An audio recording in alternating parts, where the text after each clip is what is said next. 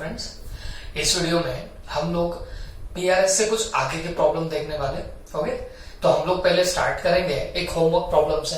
Okay, देखो ये homework के लिए मैं आपको एक प्रॉब्लम दे रहा हूँ बच्चों, जो हमारे नोट्स में आपको क्वेश्चन नंबर 4 में मिल जाएगा।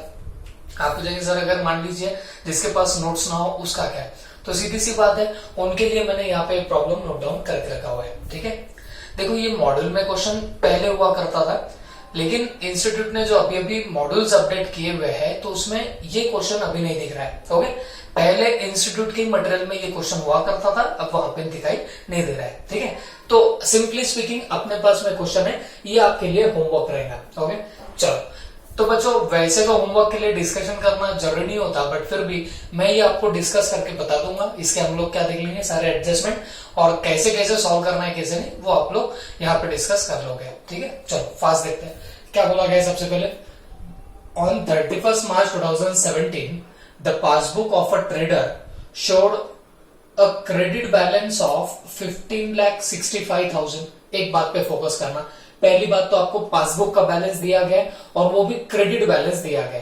तो मैंने आपको पहले ही बता दिया था, पासबुक में अगर जब कभी आपको क्रेडिट बैलेंस देते तो इसका मतलब क्या होगा, वो फेवरेबल बैलेंस माना जाएगा। तो यहाँ पे सीधी सी बात है, आपका स्टार्टिंग पॉइंट क्या रहेगा, पासबुक का क्रेडिट बैलेंस माने favourable balance of passbook is your starting point, और वो बैलेंस भी कितना है बताना, 15,65,000। तो जब आप लोग वो फॉर्मेट बनाओगे तो बैलेंस एज पर पासबुक लोगों को कितना, 15,65,000। ठीक है, अब नीचे क्या बोला है, but the passbook balance was different for the following reasons from the cash book balance. हाँ, लेकिन उसने क्या बोला, लेकिन जो पासबुक का बैलेंस है ये अलग है, was different for the following reason, इन रीजंस की वजह से अलग है। किससे अलग है बताना, कैश बुक के बैलेंस से। तो इसका मतलब साफ हो गया, यहाँ पे कैश बुक और पासबुक का बैलेंस मैच नहीं कर रहा है, लेकिन हमको यहाँ पे स्टार्टिंग पॉइंट क्या देके रखा हुआ है, आपका पासबुक का बैलेंस हमको यहाँ पे स्टार्टिंग पॉइंट दिया है। अब चलो डिस्कशन करते हैं कि कौन कौन से ऐसे प्रॉब्लम्स है। सबसे पहला, cheque issued to X for ₹60,000 and to Y for ₹3,84,000 were not yet presented for payment। ये तो हमारे सिंपल से एडजस्टमेंट हो गई। यहां पे सिर्फ क्या हुआ बताना, दो ऐसे चेक है जो आपने X और Y को दे दिया है। X को कितने का चेक दिया, 60,000, और Y को कितने का दे दिया, 3,84,000 का। ये हमने इश्यू तो करे, बट अभी तक ये प्रेजेंट नहीं हुआ है। Simply speaking cash book passbook. अब देखो ये एडजस्टमेंट आपको बहुत बार आई है, ये जो होमवर्क का प्रॉब्लम दे रहा हूं इसमें कि हर एक एडजस्टमेंट आपको बार बार हमारे प्रीवियस प्रॉब्लम में आके जा चुके हैं। तो हम लोग यहाँ से थोड़ी सी स्पीड पकड़ के मैं आपको ये होमवर्क का प्रॉब्लम समझा दूंगा। ठीक है, cash book passbook check issued, तो मेरे को बताओ पहली एंट्री कहां मारी होगी, कैश बुक में मारी होगी। चेक इशू करने से आपने क्या कर दिया, कैश बुक का बैलेंस कम कर दिया। लेकिन क्या पासबुक में से भी बैलेंस कम हुआ, तो जवाब है नहीं हुआ। क्यों, क्योंकि वो चेक अभी तक बैंक में प्रेजेंट हुए ही नहीं। तो पासबुक में तो बैलेंस कम नहीं हुआ, जबकि मैंने कैश बुक में बैलेंस मेरा कम कर दिया था।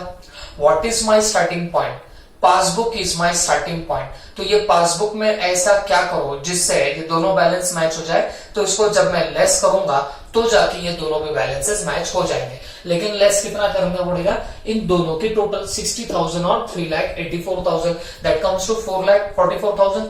ओके, तो इतना आप लोग यहाँ से क्या करने वाले हो, लेस कर दोगे तो जाके आपको यहाँ पे आंसर मिलने लगेगा।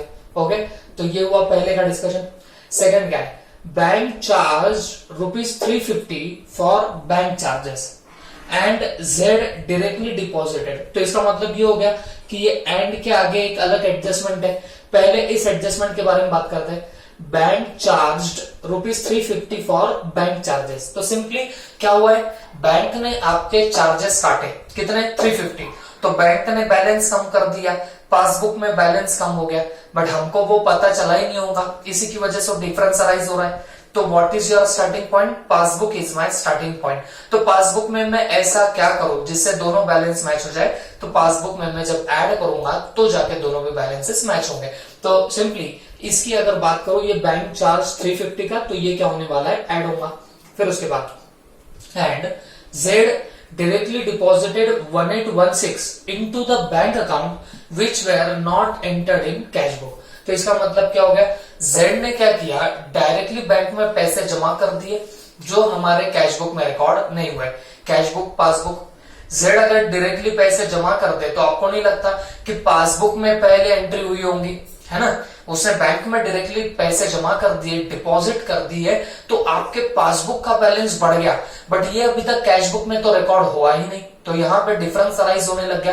What is your starting point? Passbook is my starting point. तो इसमें मैं ऐसा क्या चेंज करूं जिससे दोनों बैलेंस मैच हो जाए? तो जवाब आएगा सर इसको लेस कर दो तो जाके ये दोनों भी चीजें मैच होंगी। तो बोलने का मतलब हो गया ये बी में अपने आप में दो एडजस्टमेंट है, ये बैंक चार्जेस की एक एडजस्टमेंट और यहां से वो जेड के एडजस्टमेंट आने लगेगी।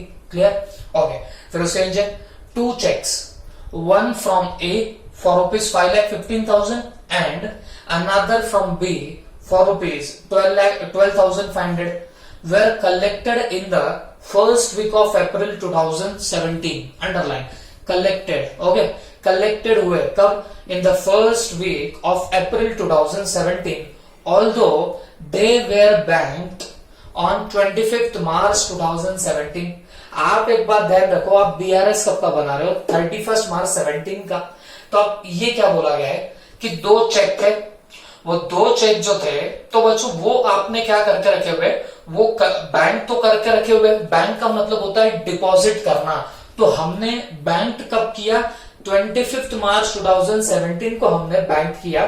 बैंक का मतलब यहाँ पे क्या बोला जाएगा? आपने डिपॉजिट किया, ठीक है। और they were collected in the first week of April 2017। तो ये आपको नहीं लगता कि cheque deposited but not clear? आप बोलेंगे सर ये तो कलेक्टेड बोल रहा है, कलेक्टेड का मतलब क्लियर हो गया बोल रहा है। बच्चों जी हाँ, ये कलेक्टेड बोल रहा है, कलेक्टेड का मतलब क्लियर भी हो गया है, लेकिन एक प्रॉब्लम क्या हुई? देखो हमने बैंक कब किया?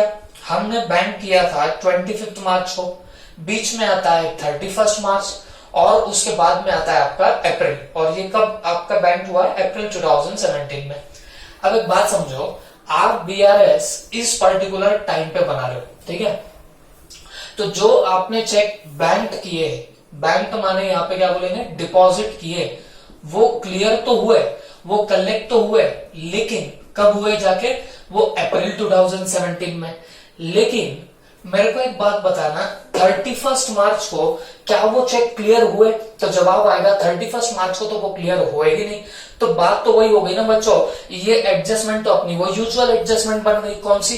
Check deposited but not cleared till 31 March, till the bank reconciliation date. जब हम लोग बीआरएस प्रिपेयर कर रहे हैं तब तक वो क्लियर हुए क्या? नहीं हुए। तो cash book, passbook, check deposited but not clear, पहली एंट्री होती है कैश बुक में।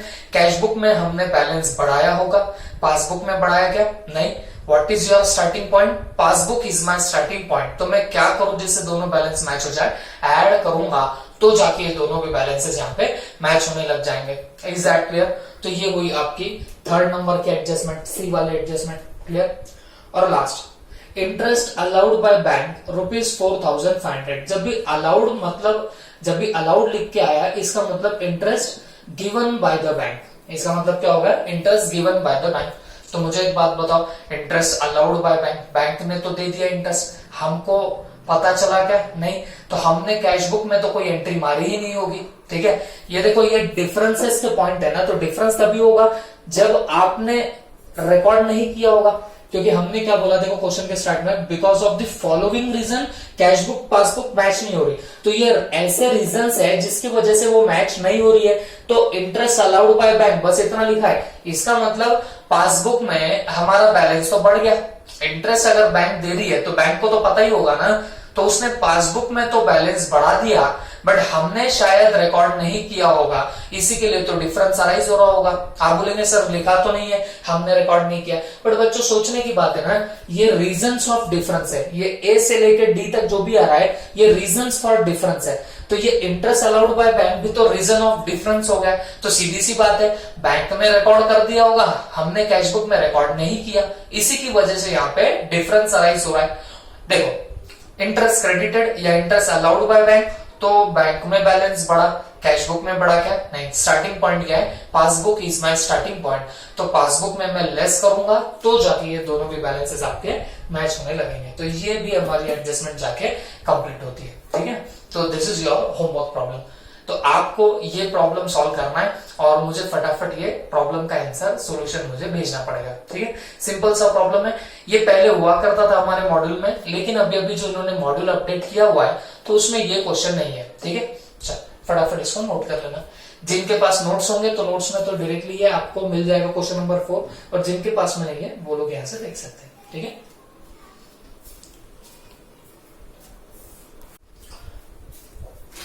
तो बच्चों अब हम लोग हमारे नेक्स्ट क्वेश्चन की तरफ जा रहे हैं, दैट इज नोट्स में क्वेश्चन नंबर 3। और अगर आप इंस्टीट्यूट का स्टडी मटेरियल फॉलो करोगे तो ये आपको इलस्ट्रेशन 10 में मिल जाएगा। ठीक है, ये बच्चों जबरदस्त क्वेश्चन है, थोड़ा सा आपको ध्यान देना पड़ेगा। देखो, when Nikki and company received a bank statement showing a favorable balance of 10,39,200, तो इसका मतलब सीधे सीधे शब्दों में बोलूं, बैंक स्टेटमेंट उसको मिला। बैंक स्टेटमेंट मतलब पासबुक ही बोल सकते हैं आप लोग। सिर्फ फर्क क्या होता है पासबुक और बैंक स्टेटमेंट में, बैंक स्टेटमेंट ऐसे आपको एक पेपर फॉर्म में मिलेगा, जबकि पासबुक बुक के फॉर्म में मिलेगी। बट रहता तो क्या उसमें, जो कस्टमर का बैंक में अकाउंट होगा उसकी डिटेल्स होती है इन दोनों भी चीजों में, तो दोनों बड़े सेम हुआ। हो गया, अच्छा, तो वो बैलेंस कितना बता रहा है, 10,39,200, और ये फेवरेबल बैलेंस है। और जब भी फेवरेबल बैलेंस हो गया इसका मतलब तो credit balance as per passbook हो जाएगा। क्लियर हो गया? ठीक, नीचे आते हैं। This did not agree with the balance in the cash book, और ये किससे मैच नहीं हुआ, कैश बुक के बैलेंस के साथ में मैच नहीं हुआ है। ठीक है, An examination of the cash book and bank statement disclose the following, और जब आपने कैश बुक और पासबुक चेक करी तो आपको कुछ डिफरेंसेस वहां पे मिलने लगे। अब एक बात बता देता हूं, हमने एक बात डिसाइड करी थी कि जब हमारे पास में ऐसा स्टार्टिंग पॉइंट आ जाता है, अब यहाँ पे स्टार्टिंग पॉइंट क्या है, बैंक बैलेंस हमारा स्टार्टिंग पॉइंट है ना। पासबुक के हिसाब से हमारा जो भी बैलेंस आ रहा है वो हमारा यहाँ पे स्टार्टिंग पॉइंट बनेगा, और वो कितना बैलेंस है, 10,39,200। और फिर उसके नीचे हमको क्या देके रखे बोला ना, बहुत सारे रीजंस ऑफ डिफरेंसेस देके रखे हुए। तो पहले हम लोग क्या करेंगे, हम हमारा फॉर्मेट यहाँ पे ड्रॉ कर लेंगे और फिर बाद में सोचेंगे। एक नीचे देख लेना डेट, आपको बीआरएस प्रिपेयर करना है किस डेट पे, 30 जून 2017 को। तो चलो हम लोग बीआरएस बना लेते हैं। यहाँ पे हेडिंग डाल देंगे, bank reconciliation statement, bank reconciliation statement. ठीक है, एज ऑन 30 जून 2017।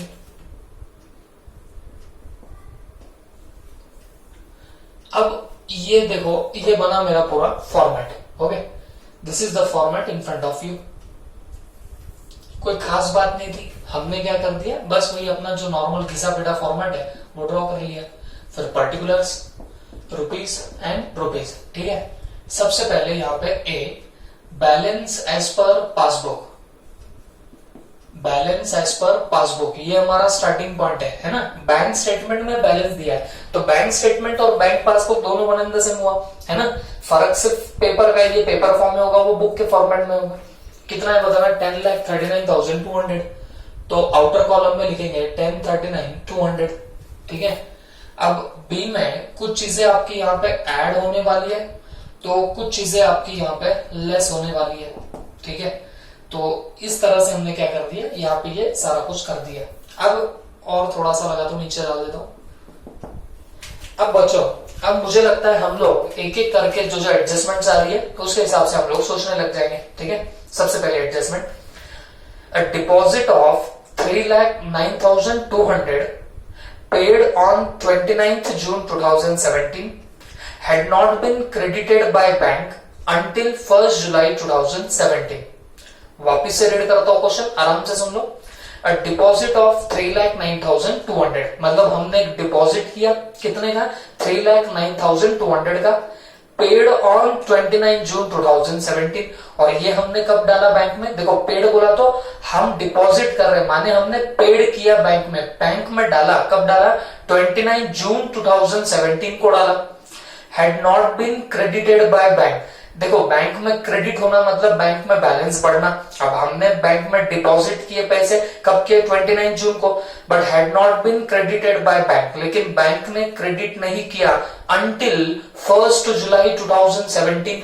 तो मतलब बैंक ने क्रेडिट तो किया, लेकिन कब किया? 1 जुलाई 2017 को किया। एक बात बताओ, आप बीआरएस किस डेट को बना रहे हो? 30 जून 17 को। क्लियर हो गया?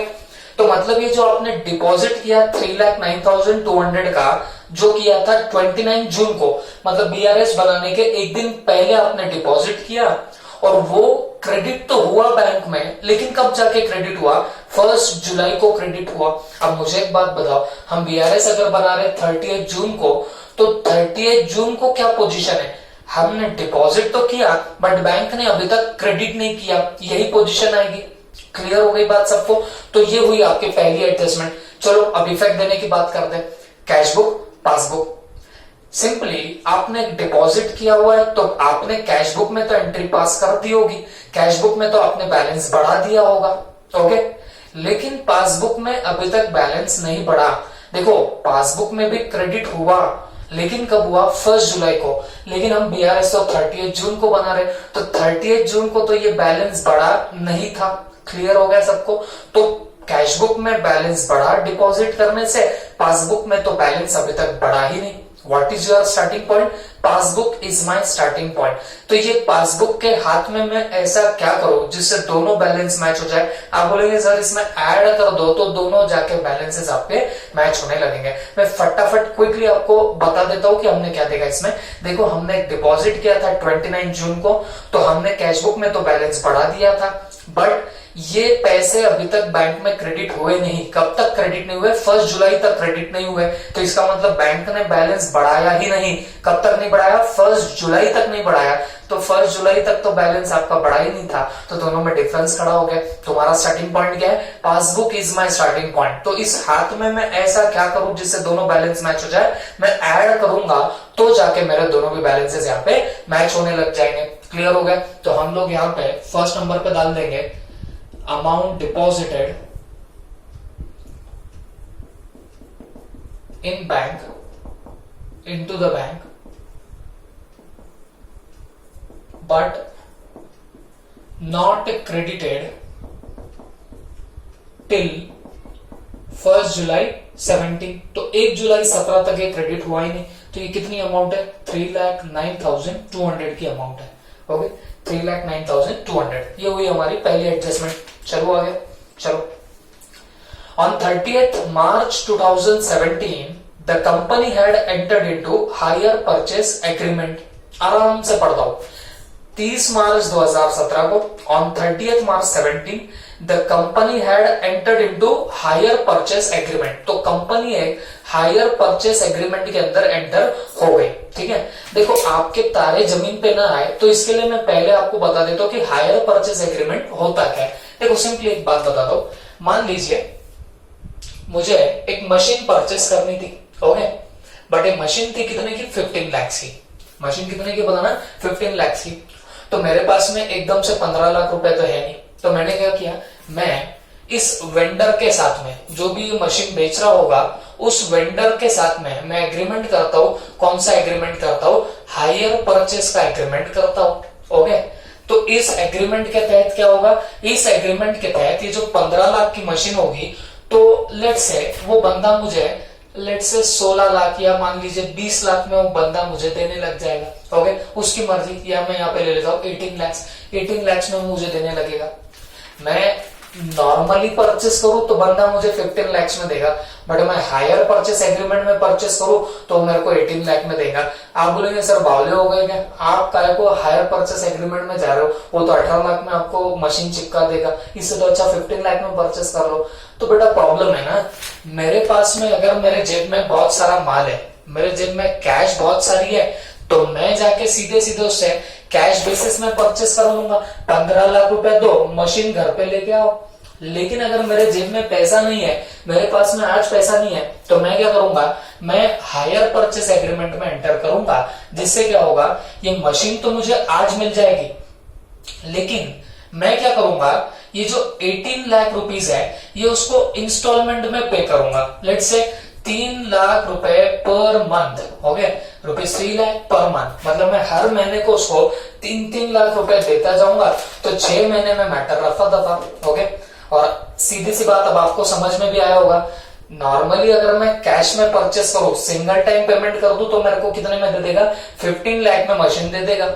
लेकिन अगर मैं वही उसको इंस्टॉलमेंट में पेमेंट देता जाऊं तो आपको नहीं लगता कि उस बंदे को जो पैसा जल्दी मिलना चाहिए था वो नहीं मिल रहा, उसको इंस्टॉलमेंट में मिल रहा, तो वो आपसे क्या करता है बच्चों, वो एक्स्ट्रा के पैसे आपसे चार्ज करता है, वो इंटरेस्ट की अमाउंट होती है। ओके हाँ, बट आपको इतना ही ध्यान रखना है कि हायर परचेस एग्रीमेंट क्या है। अगर मान लीजिए आप डायरेक्ट सिंगल टाइम पेमेंट नहीं कर पा रहे हो, इंस्टॉलमेंट में आप लोग पेमेंट करना चाहते हो, तो आप हायर परचेस एग्रीमेंट में एंटर कर लोगे और फिर आप लोग पर मंथ इंस्टॉलमेंट बोलो या हाफ ईयरली बोलो, जो भी आपका एग्रीमेंट में डिसाइड होगा वैसे आप लोग इंस्टॉलमेंट वहां पे पे करने लग जाओगे। Is that clear? This is your hire purchase agreement. और इधर जो प्राइस चार्ज करी जाती है जनरली आपके नॉर्मल प्राइस से ज्यादा चार्ज करी जाती है। क्लियर हो गया आपको? चल अब आ जाते हैं हम लोग अंदर। क्या दिया? On 30th March 2017 the company had entered into hire purchase agreement। 30 मार्च 17 को, ध्यान दो डेट्स पे फोकस करना पड़ेगा, 30th March 17 को the company had entered into hire purchase agreement. तो एग्रीमेंट कब हुआ, हायर परचेस का एग्रीमेंट कब हुआ, तो बच्चों उसकी डेट दी हमको 30th March 2017। इस डेट को आपका हायर परचेस एग्रीमेंट हुआ। ओके, टू पे by bank order a sum of ₹3 lakh on the 10th of each month। Okay, और ये हायर परचेस एग्रीमेंट में क्या डिसाइड हुआ कि आप लोग 3 लाख पर मंथ देने वाले हो। कितने? ₹3 लाख पर मंथ देने वाले हो। ठीक है, और ये पर मंथ भी कब देंगे बताना, ये on 10th of each month। और ये कब देने वाले बताना, 10th of each month। मतलब हर महीने के 10 तारीख को आप लोग कितना कितना अमाउंट पे करोगे, 3-3 लाख रुपया देने वाले हो हर महीने के 10 तारीख को। आगे क्या दिया हुआ है, कमेंसिंग फ्रॉम, और ये स्टार्ट कब से होगा, अप्रैल 2017। मतलब अप्रैल महीने से इसकी शुरुआत होगी, 3-3 लाख रुपया महीना देना। तो पहली इंस्टॉलमेंट आपको नहीं लगता 10th of अप्रैल को देनी पड़ेगी, कितने की, 3 लाख की। बात समझ में आ रही है? अप्रैल से आपका कमेंसमेंट हो रहा है इंस्टॉलमेंट पेमेंट का चक्कर, तो आपको 10th of अप्रैल को 3 लाख देने पड़ेंगे। ये 10 कहां से लाया मैंने, वहां पे लिखा हुआ है कि 3 लाख पर मंथ आपको देना है 10th of each month। हर महीने के 10 तारीख को आपको 3-3 लाख रुपए देना पड़ेगा। तो और वो स्टार्ट कब से होगा, अप्रैल के महीने से। तो अप्रैल के महीने के 10 तारीख से ये शुरुआत होने वाली है इंस्टॉलमेंट पेमेंट की। नीचे क्या दिया गया, no entries had been made in cash book. अब इसकी कोई एंट्री कैश बुक में नहीं हुई है। अब देखो वहां पे अगर आपका फोकस, अगर मैं पूरे एडजस्टमेंट पे लाऊं तो मैं फटाफट पढ़ता हूं और एक चीज पे स्ट्रेस दूंगा। On 30th March 2017 the company had entered into hire purchase agreement. Hire purchase agreement में 30th मार्च को आप एंटर हो गए। टू पे बाय बैंक ऑर्डर। अच्छा, पेमेंट जो करनी है बाय बैंक ऑर्डर, मतलब जो भी हायर परचेस की जो इंस्टॉलमेंट आपको पे करनी है 3-3 लाख, इसके लिए आपने बैंक को पहले से ऑर्डर दे रखा है कि हे बैंक, आप मेरे 3-3 लाख रुपए बराबर पे करते चले जाना। कब पे करते जाना, देखो वहां पे लिखा हुआ है ₹3 lakh on the 10th of each month। आपने हर महीने के 10 तारीख को बैंक को 3 लाख रुपए पे करने के लिए ऑर्डर दे चुके हो। क्लियर हो गया? ओके, कमेंसिंग फ्रॉम अप्रैल 17, जो कब से चालू होगा, अप्रैल 17 से शुरू हो जाएगा 3-3 लाख रुपया देना। बट इसकी कोई एंट्री आपने कैश बुक में नहीं मारी। बात समझो, आपने कैश बुक में ये एंट्री नहीं मारी हुई है। अब मुझे एक बात बताओ, हायर परचेस एग्रीमेंट में एंटर कब हुआ है, 30th मार्च को। ये इंस्टॉलमेंट देना चालू कब से हो रही है, 10th of अप्रैल 2017 से ये इंस्टॉलमेंट देनी स्टार्ट हो रही है। तो पहली इंस्टॉलमेंट 10th अप्रैल 17 को गई होंगी 3 लाख की, जो बैंक ने पे कर दिया, बट हमने कैश बुक में कोई एंट्री नहीं मारी। ये कहां से समझा, क्वेश्चन में लिखा है कैश बुक में कोई एंट्री मारी ही नहीं गई है। ओके, आप बोलेंगे सर हाँ, तो फिर यही बात हुई ना, पासबुक में 3 लाख से बैलेंस कम हुआ, कैश बुक में हुआ ही नहीं, दोनों में डिफरेंस आया। तो पासबुक स्टार्टिंग पॉइंट है तो ऐड करना पड़ेगा। आप ऐड करने की अगर बात कर रहे होंगे तो आप 100% करेक्ट हो, लेकिन जो आप अगर 3 लाख की यहाँ पे अमाउंट मारोगे तो यू आर एब्सोल्युटली रॉन्ग। क्यों आप गलत होंगे, तो बात सुनना बच्चों, 10th अप्रैल 2017 को 3 लाख की पेमेंट मार दी होगी बैंक ने, क्योंकि ये इंस्टॉलमेंट पे करना कमेंस कब से हुआ, अप्रैल से कमेंस हुआ। लेकिन आप एक बात पे ध्यान रखना, आप लोग बीआरएस कब का बना रहे हो? 30 जून 2017 का बना रहे हो। बात समझ रही है आपको? तो इसका मतलब क्या हुआ, हमने तो जो भी इंस्टॉलमेंट पे की है 3-3 लाख की, इसकी कोई एंट्री पास नहीं करी है कैश बुक में, एक भी हमने एंट्री पास नहीं करी। तो अगर मान लीजिए इंस्टॉलमेंट पे करना 10th ऑफ अप्रैल से स्टार्ट हुआ, तो आपको नहीं लगता हर महीने के 10 तारीख को पेमेंट करना है? मतलब 10th मई 2017 को भी 3 लाख का पेमेंट हुआ होगा। वैसे ही 10th जून 2017 को भी 3 लाख का पेमेंट हुआ होगा। तो इन शॉर्ट अप्रैल से लेके जून तक, एक बात समझो, मैं जून तक क्यों आया हूं? क्योंकि आप लोग बीआरएस कब का बना रहे हो? 30 जून तक का बना रहे हो। तो आपको नहीं लगता आप 10 अप्रैल से लेके 10 जून तक 3 इंस्टॉलमेंट आपकी बैंक पे कर चुकी थी, 3 लाख रुपीस की 3 इंस्टॉलमेंट पे कर चुकी थी आपकी बैंक, बट आपने एक भी एंट्री पास नहीं करी आपके कैश बुक में। तो अब मेरी बात ध्यान से सुनना, ये मेरी कैश बुक, ये मेरी पासबुक। पासबुक में से तो बैलेंस 3 लाख 3 लाख 3 लाख कम हो गया, तो पासबुक में सीधे बैलेंस 9 लाख से कम हुआ, बट कैश बुक में हुआ क्या? नहीं। तो मेरे को एक बात बताओ, what is your starting point? Passbook is my starting point. तो ये पासबुक में मैं ऐसा क्या करूं जिससे दोनों बैलेंस मैच हो जाए? तो आप बोलेंगे सर ऐड करो, बट ऐड कितना करना पड़ेगा? सिर्फ 3 लाख नहीं बच्चों, 9 लाख आपको ऐड करना पड़ेगा। 9 लाख रुपीस आपको यहाँ पे ऐड करने पड़ेंगे। तो मैं यहाँ पे क्या कर दूंगा, ऐड में डालूंगा hire purchase instalment not recorded in cash book. तो यहां पे लगा तो लिख देना 3 लाख इंटू 3 मंथ्स। ओके, तो ये कितना हो जाएगा बताना? 9 लाख रुपीस हो जाएगा, जो आपको यहाँ पे एड बैक करना पड़ेगा। मैं वापिस से आपको समझाता हूं, वहां पे क्लियर कट लिखा था कि आप एक हायर परचेस एग्रीमेंट में एंटर कर रहे हो। कब से एंटर कर रहे हो हायर परचेस एग्रीमेंट में? फ्रॉम 30 मार्च 2017। और आपने बैंक को ऑर्डर दिया, क्या का ऑर्डर दिया? बैंक को ऑर्डर दिया, ये हायर परचेस की इंस्टॉलमेंट के पेमेंट का आपने ऑर्डर दिया। अच्छा, कब देना पड़ेगा आपको payment? 10th of each month, 10 तारीख को हर महीने के। अच्छा, कितना कितना देना पड़ेगा? 3-3 लाख रुपया आपको देना पड़ेगा। ये आपने ऑर्डर दे दिया, तो बैंक कब से देने वाली है? कब से कमेंस हो रही है इंस्टॉलमेंट? Commencing from April 17। तो अप्रैल से अगर कमेंस हो रहा है तो अप्रैल के किस तारीख से कमेंस होगा? 10th से चालू होगा। तो 10th अप्रैल को पहली इंस्टॉलमेंट गई होगी 3 लाख, बट एक ही इंस्टॉलमेंट नहीं गई। आप बीआरएस 30 जून का कर रहे हो और वहां क्वेश्चन में दिखा था no entries have been made in cash book, मतलब जो हायर परचेस की इंस्टॉलमेंट गई, ये जो 3-3 लाख की इंस्टॉलमेंट जा रही है, उसकी कोई भी एंट्री कैश बुक में नहीं मारी गई। तो इंस्टॉलमेंट तो हमारी अप्रैल से ही चालू हो गई, 3-3 लाख हो गए। 10 अप्रैल को गए 3 लाख, फिर 10th मई को गए 3 लाख, फिर वापस से 10th जून को गए 3 लाख। तो ये मिला के कितने चले गए? 9 लाख का पेमेंट चला गया।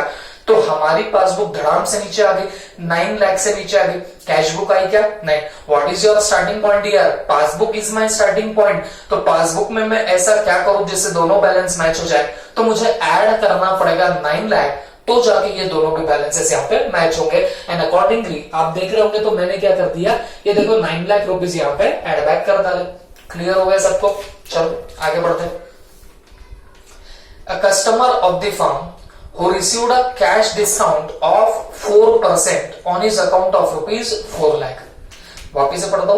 A customer of the firm, एक कस्टमर है हमारे फर्म का, who received a cash discount of 4% on his account of 4 lakh। इसका मतलब क्या हुआ?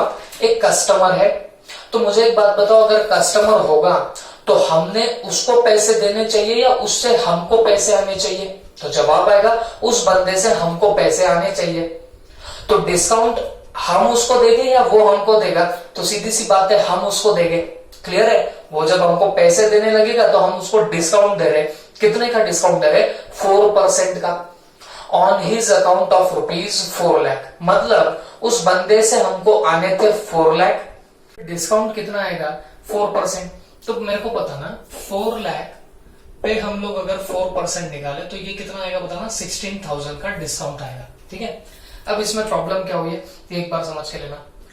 हुआ ऐसे कि जब हमको वो चेक मिला तो वो तो डिस्काउंट डिडक्ट करके मिला था।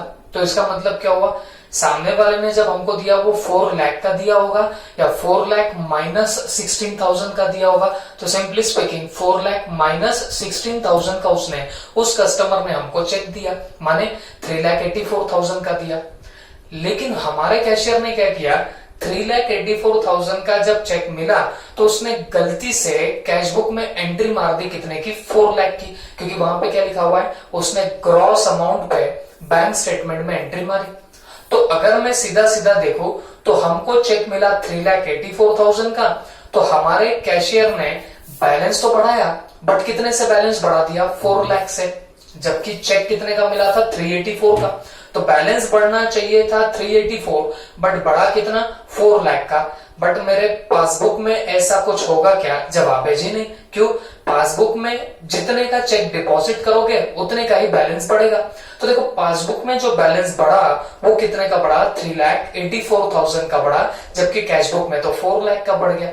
What is your starting point, passbook is my starting point. तो ये पासबुक में मैं ऐसा क्या करूं जिससे दोनों का बैलेंस मैच हो जाए, तो मैं ऐड करूंगा, कितना ऐड करूंगा, 16,000 ऐड करूंगा, तो जाके मेरे दोनों के बैलेंस यहाँ पे मैच होने लगेंगे। मैं वापस से आपको रिपीट कर देता हूं। देखो जब हमको चेक मिला था तो वो बैलेंस डिडक्ट या डिस्काउंट डिडक्ट करके आया था, मतलब कितने का चेक आया, 3,84,000 का चेक आया। हमारे कैशियर ने क्या कर दिया, गलती से 4 लाख की एंट्री मार दी, ग्रॉस अमाउंट की एंट्री मारी, मीन्स उसने कैश बुक में बैलेंस बढ़ाया 4 लाख से, जबकि हमारे पासबुक में तो बैलेंस तो बढ़ा होगा, बट कितने से बढ़ा होगा, 3,84,000। अभी जो डिफरेंस अराइज हो रहा है, तो मुझे एक बात बताओ, starting point is your passbook, तो पासबुक में ऐसा क्या करो जिससे बैलेंस मैच हो जाए, तो ऐड करोगे तो जाके बैलेंसेस यहाँ पे मैच होने लग जाएंगे। तो हम लोग यहाँ पे क्या करते बच्चों, थर्ड नंबर पे ऐड कर देंगे चेक रिसीव्ड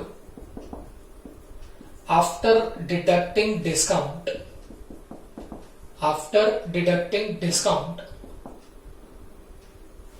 बट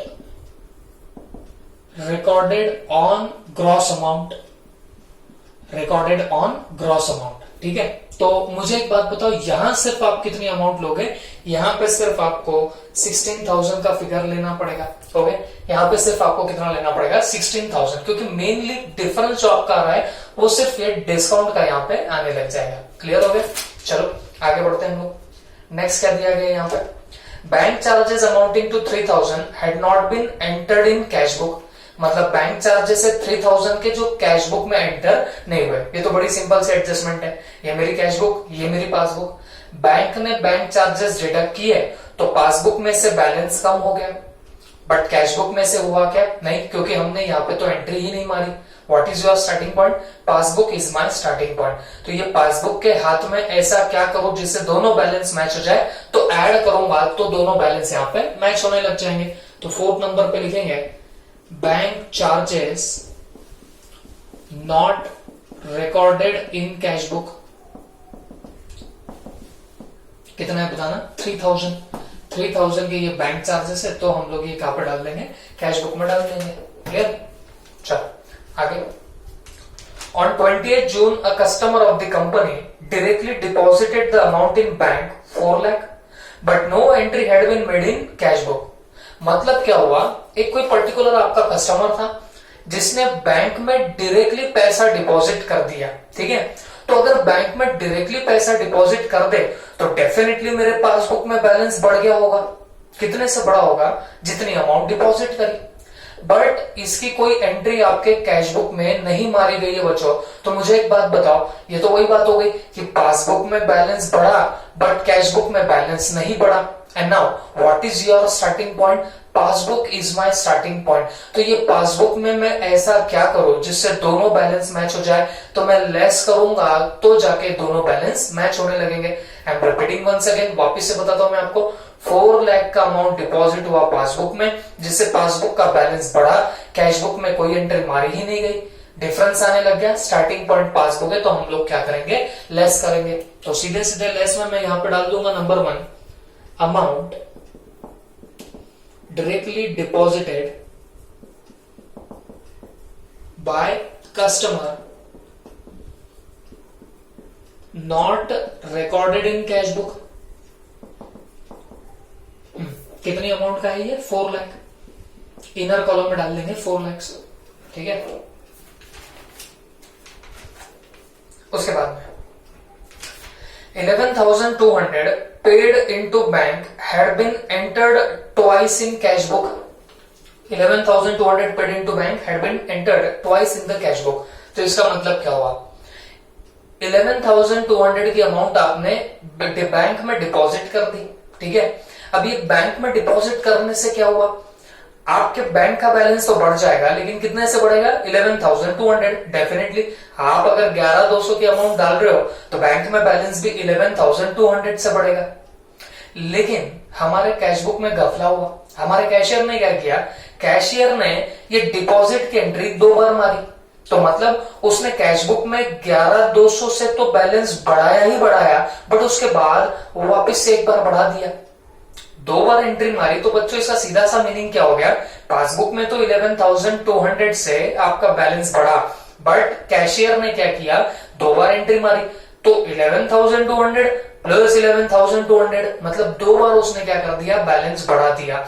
अब मुझे बताओ, यहां पे तो वापस से डिफरेंस खड़ा हो रहा है। What is your starting point here? Passbook is my starting point. तो ये पासबुक के हाथ में ऐसा क्या करो जिससे दोनों बैलेंस मैच हो जाए? तो आप बोलेंगे सर ऐड कर दो 11,200, तो दोनों बैलेंस आपके यहाँ पे मैच होने लग जाएंगे। देखो, अमाउंट पेड इनटू बैंक, तो इसका मतलब ऐसा मत समझो कि बैंक से पेमेंट हुआ। अमाउंट पेड इनटू बैंक का मतलब हमने अमाउंट डाली है बैंक में, माने हमने अमाउंट डिपॉजिट की है बैंक में, ये उसका मीनिंग होगा। ठीक है, तो बैंक में बैलेंस बढ़ा 11,200, हमारे कैशियर ने 2 बार एंट्री मारी तो एक 11,200 एक्स्ट्रा का आया। तो यहां पासबुक में मैं जब ऐड करूंगा तो जाके दोनों बैलेंसेस मैच होने लगेंगे। तो हम यहां पे क्या करेंगे? 5th नंबर पे डाल देंगे amount paid into bank recorded twice in cash book, recorded twice in cash book। तो बताओ ये कितनी अमाउंट आएगी? 11,200 की अमाउंट आएगी। क्लियर हो गया? चलो last point. A debit of 11 lakh appeared in the bank statement for an unpaid check which had been returned marked out of debt. The check had been redated by the customer and paid into bank again on 5th July 2017। अब सीधी सी बात है, पहले आपको समझना पड़ेगा कि out of date, marked as out of date cheque का मतलब क्या होता है। तो सिंपली जब आपने कोई एक चेक बनाया उस पर आप लोग कभी भी डेट डालते हो, तो जो आपने चेक पे डेट डाली उस चेक की डेट के 3 मंथ्स के बाद अगर चेक आप लोग डिपॉजिट करोगे बैंक में, तो बैंक उसको बोलती है आउट ऑफ डेट। ओके, मतलब डेट निकल गई चेक की। कोई भी चेक की वैलिडिटी 3 मंथ्स तक की होगी बच्चों। तो अगर मान लीजिए उससे ज्यादा के पीरियड के बाद में आप लोग अगर बैंक में डालते हो तो आपका चेक एक्सेप्ट नहीं किया जाएगा। तो यही सिचुएशन यहाँ पे भी हुई है। तो हमने क्या किया? हमने तो डिपॉजिट कर दिया, तो कैश बुक में बैलेंस बढ़ा दिया 11 लाख से, लेकिन पासबुक में बढ़ा क्या? बैलेंस नहीं बढ़ा। तो what is your starting point? Passbook is my starting point. तो पासबुक में ऐसा क्या करो जैसे दोनों बैलेंस मैच होंगे? तो आप बोलेंगे सर ऐड कर दो, तो जाके दोनों बैलेंसेस यहाँ पे मैच होने लग जाएंगे। कितने से ऐड करेंगे? 11 लाख से आप लोग ऐड कर दोगे। देखो, उसने बोला है डेबिट ऑफ बैंक स्टेटमेंट, तो हुआ क्या होगा? आपने पहले डिपॉजिट किया होगा तो बैंक ने तब का तब क्रेडिट किया होगा, बट जैसे पता चला आउट ऑफ डेट तो डेबिट कर दिया। इन शॉर्ट वहां पे कोई इफेक्ट ही नहीं आया। क्रेडिट होके डेबिट होना, इसका मतलब क्या हो गया? कोई आपका बैंक के स्टेटमेंट में फर्क आएगा ही नहीं। ओके, हाँ, लेकिन हमने कैश बुक में तो बढ़ा के रख दिया था बैलेंस, पासबुक में बढ़ा ही नहीं। स्टार्टिंग पॉइंट पासबुक है तो आपको यहाँ पे ऐड करना पड़ेगा। तो हम लोग यहाँ पे लास्ट पॉइंट लिख देते हैं, cheque return out of date. Okay, cheque return out of date. ये कितने का चेक था? 11 लाख का। तो आई थिंक ये हमारा प्रॉब्लम के जितनी एडजस्टमेंट थी हमने सारे की सारी यहाँ पे पूरी कंप्लीट कर ली। ठीक है, चलो अब हमारा क्या काम बचा यहाँ पे? हमको सिर्फ यहाँ पे टोटलिंग करनी है। अगर आपको समझ रहा होगा तो ये हमारे एडिशन के आइटम्स है सारे, तो इनका एक सब टोटल लो, ये बाहर निकालो, और फिर ये 4 लाख, ये इकलौता एक ही आइटम है माइनस वाला, तो इसको हम लोग माइनस कर देंगे इनकी सब टोटल में से। तो जाके यहाँ पे जो आपको मिलेगा that will be your what? Balance as per cash book. Okay, balance as per cash book. तो अब मुझे एक बात बताओ, अगर हम लोग ये सब करना ही चाहे तो ये टोटल वगैरह कितनी आएगी, देख लेते एक बार, फटाफट टोटल कर लेते हैं। तो ये आएगी, देखिए 23,39,400। ओके, ये टोटल कितनी आएगी, 23,39,400। अब आप ऊपर की टोटल में ये टोटल ऐड कर दो, तो ये सीधे सीधे अगर बोलूं तो 33,78,600 ये टोटल आएगी। अब इसमें से जब हम लोग 4 लाख माइनस कर देंगे तो ये आएगा 29,78,600। तो this will be your what, balance as per cash book. ये हमारा आंसर आ जाएगा आपके balance as per cash book का। This is all about your this particular problem. थोड़ा सा हटके, दो एडजस्टमेंट एकदम जबरदस्त आई, बाकी भी अच्छी एडजस्टमेंट थी। तो आपको ये प्रॉब्लम अच्छे से सॉल्व करना पड़ेगा, और इसके बाद भी फिर भी अगर आपको कोई डाउट हो, you can message me at any time. Okay, thank you.